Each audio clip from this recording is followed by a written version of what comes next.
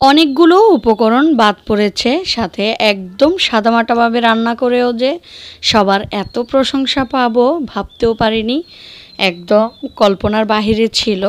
আসসালামু আলাইকুম, আসিয়া রান্না ইজ ব্লগ চ্যানেলে সবাইকে স্বাগতম জানিয়ে আজকে মাটন কাচ্চি বিরিয়ানির রেসিপি নিয়ে চলে আসলাম। সাথে গাছ থেকে অনেকগুলো লেবু পেরেছি। তো পুরো ভিডিওটা দেখুন, আশা করি ভালো লাগবে। আর রেসিপি ভালো লাগলে চ্যানেলটিকে সাবস্ক্রাইব করে পাশে থাকা বেল আইকনটি অল করে রাখবেন। যারা ফেসবুক থেকে দেখছেন তারা পেজটাকে ফলো দিয়ে রাখবেন। তো কথা না বাড়িয়ে আমরা মূল ভিডিওতে চলে যাই। প্রথমেই এখানে হাড়, চর্বি এবং মাংস সহ আমি এখানে খাসির মাংস নিয়ে নিয়েছি। খুব ভালোভাবে ধুয়ে পরিষ্কার করে পানিটাকে ঝরিয়ে নিয়েছি।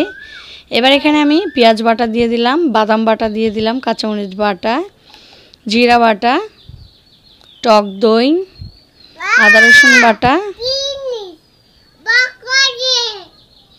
এবার সাদা তেল দিয়ে দিলাম, সাথে রেডি যে মশলাটা ওটা দিয়ে দিলাম। এবার হাত দিয়ে খুব ভালোভাবে নেড়ে মিশিয়ে নিতে হবে।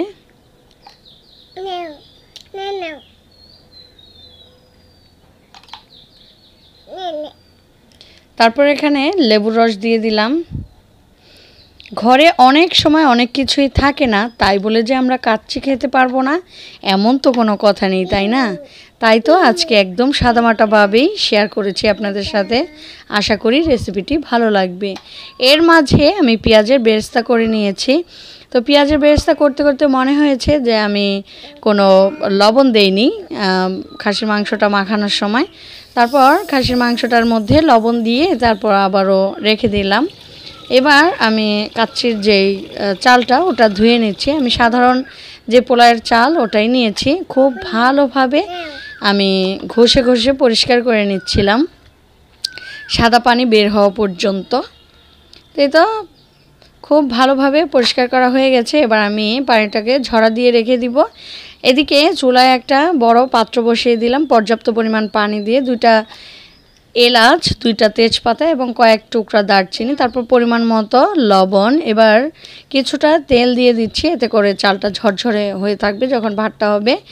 এরপর আমি এখানে জিরা দিয়ে দিলাম, তারপর চালটাও দিয়ে দিচ্ছি। এবার চালটাকে আমরা খুবই সাবধানের সাথে 80% মতো রান্না করে নিব।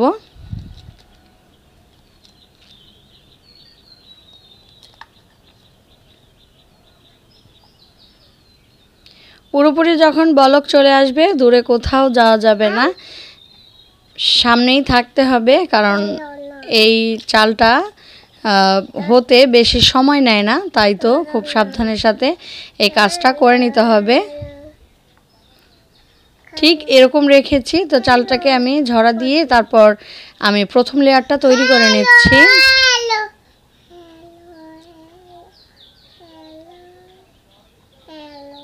প্রথম লেয়ারে আমি পেঁয়াজ বেরেস্তা দিয়ে দিলাম, তারপর ঘি দিয়ে দিব।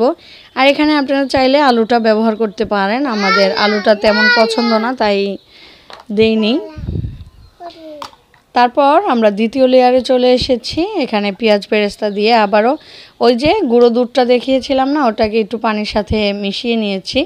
ওখানে 3 টেবিল চামচের মতো গুঁড়ো দুধ ছিল। এবার ঘি দিয়ে তারপর আমি দুধটাকে উপর থেকে ছড়িয়ে দিলাম।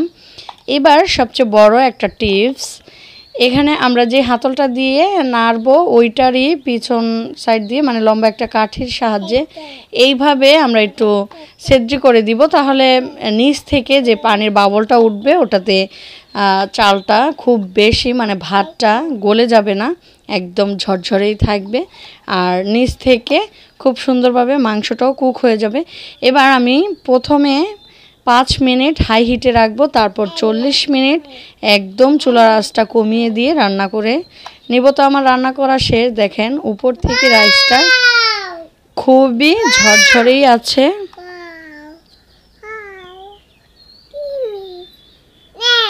এবার আমি সার্ভ করে দেখিয়ে দিচ্ছি। বিশ্বাস করেন আপনারা ট্রাই না করলে বুঝতেই পারবেন না, এত স্বাদ হয়েছিল।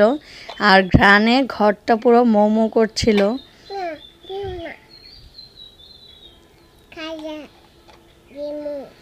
আমি যখন ভয়েস দিচ্ছিলাম তখন আমার মেয়েটা পাশেই বসেছিল, তো ও খেলছিল আর কথা বলছিল, আর এদিকে আমি ভয়েস দিচ্ছিলাম।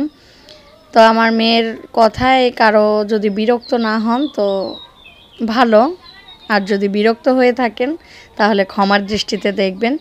তারপর তো দুপুর পেরিয়ে খাওয়া দাওয়া শেষ করে অনেকটা সময় বের হয়ে গেছে, আর আকাশের অবস্থাটাও খুবই সুন্দর ছিল, মানে বিকেলের আবহাওয়াটা অনেক সুন্দর একটা আবহাওয়া ছিল। তো এই সময় আমরা মা মেয়ে গাছ থেকে লেবু পেড়ে নিচ্ছিলাম, অনেক লেবুগুলো পেকে যাচ্ছিল, তাই আমরা 2টা গাছ থেকেই অনেকগুলো লেবু ছিঁড়েছি। আশা করি এই ছোট্ট ব্লগ ভিডিওটা রেসিপি সহ আপনাদের কাছে খুবই ভালো লেগেছে। যদি ভালো লেগে থাকে চ্যানেলটিকে সাবস্ক্রাইব করে আমার পাশেই থাকবেন, আর যারা ফেসবুক থেকে দেখবেন তারা পেজটিকে ফলো দিয়ে রাখবেন। তো আমার মেয়ে নিচের লেবুগুলো পেরেছিল, উপরেরগুলো পারতে পারেনি, তাই আমি লেবুগুলো পাড়ার জন্য চলে গেলাম। অনেকগুলো লেবুই মানে হলদে বর্ণের হয়ে এসেছে, মানে পেকে যাচ্ছে, অনেক লেবু আসছে আলহামদুলিল্লাহ।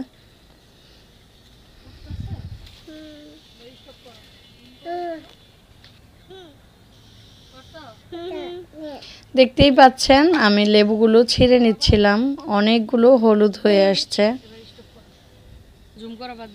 তারপরও আমিও অনেকগুলো লেবু ছিঁড়তে পারিনি, তো ওর বাবা এসে তারপর পেরে দিবে। এই তো আমাদের লেবুগুলো আমরা 2 মা মেয়ে মিলে আজকে এতটুকুই ছেড়েছি। তো আজকের ভিডিও এ পর্যন্তই। সবাই ভালো থাকবেন, সুস্থ থাকবেন। আল্লাহ হাফেজ, আসসালামু আলাইকুম।